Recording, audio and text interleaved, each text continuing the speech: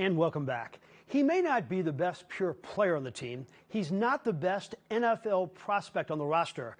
But make no mistakes, Brady Cook is the most important player on the Mizzou squad. On a name, image, and likeness deal, he recently came to Suntrup Automotive, and we sat him down for our Sunday conversation. What is it like living your football dream? It's awesome. I mean, I think the past couple months I've really been able to take it in, now that we're out of season and I'm a little bit removed from it.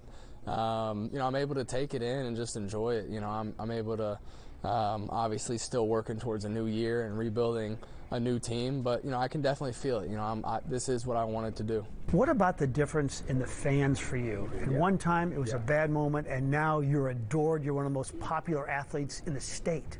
Yeah, I mean that's been a big part of my story, right? Just the fan base in Columbia, the fan base in St. Louis. I think going to your hometown hero type school and your recruitment as far as that goes, you're going to have a lot of eyes on you naturally, a lot of critics instead of going somewhere far. So going to Missouri, I knew that I was going to have a lot of pressure from fans, a lot of people that doubted me. I wasn't super highly recruited, so. Obviously when I didn't perform as, the way I did last year, I felt that. I felt the pressure. I felt the heat. I know we've talked about that. And it was tough, but I'm glad it happened. It's part of my story. Give me something on your relationship with Drink. Give me some insight. Yeah. What's it really like? And no, that's a good question. Because he's the guy who never stopped believing in you. Yeah, right. So I mean, me and Drink came in together. He just got to Mizzou, I just got to Mizzou, and we kind of started from the bottom.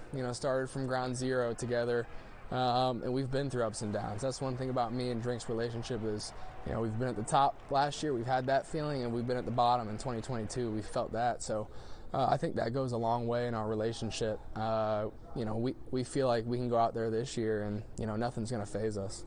Kurt Warner used to say that Mike Martz treated him differently when he was the backup as opposed to the starter. Does he treat you a little bit differently now?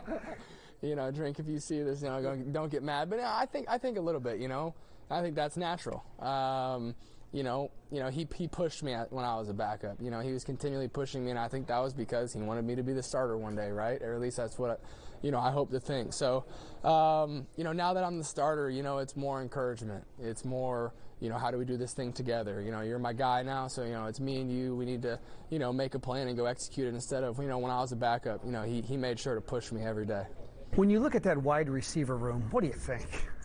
Explosive, big plays, playmaker, dudes. When you look at our wide receiver room, obviously everybody's returning. All of the production's returning. We have veterans in that room, leaders. So I'm excited about Theo. I'm excited about Mookie. I'm excited about Luther. Mekhi Miller is going to step up this year. Brett Norfleet, not in the wide receiver room, but, pretty much, hoping this year, he can act as one of those guys. I want to ask you about Norfleet. How elite can he be? He never drops a ball. Yeah, I mean, I don't think there's a ceiling on Norfleet. The dude, first of all, unbelievable, salt of the earth guy. He's going to be my brother for life. But he's a real playmaker. Coming in as a freshman last year, and just in the run game, blocking these SEC DNs, blocking these SEC linebackers. How does Luther Burden get on you about getting the ball more, like during a huddle or something? What does he do? Luther's pretty quiet. He'll start spazzing a little bit on me. He'll get to the sideline and I can just hear him start to tense up. He's getting mad, he's getting pissed. So it's a feel thing for sure. What about your style? I know you don't want to change, but don't you have to a little bit, because that collision at the Dome, that collision in the Ohio State game, are you going to change, and can you change? Yeah, I think that's been one of the biggest emphasis for me, just hearing from Kirby, hearing from Drink, and just talking through it. Self-preservation, that's something we've talked about.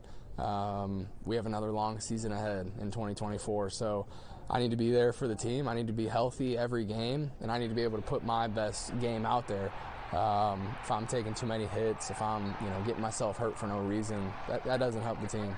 I know you want to be tops in the SEC and not having to worry about selection Sunday, but the 12-team playoff, you got to believe you guys are right there, right? Yeah, I mean, I think this is truly the first year in my career at Mizzou where everyone in the building believes we're going to make a playoff. And that's special because every day you walk in there and there's a different sense of belief, a different sense of hope.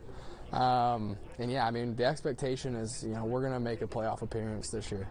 Final thought, long-term dream. So you'll finish up this season, have a great senior season.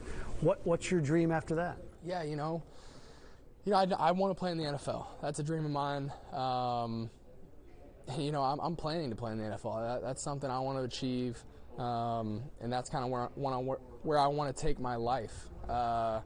Obviously, football ends. Everybody's football career ends. Mine will too someday. And I'm still thinking through that. I know I want to have. I know I want to have a family. I know I want to probably live in St. Louis and settle down in St. Louis after I'm done playing. So, I've been thinking through it a little bit, but not a whole lot of time. Not a whole lot of time to plan that out yet.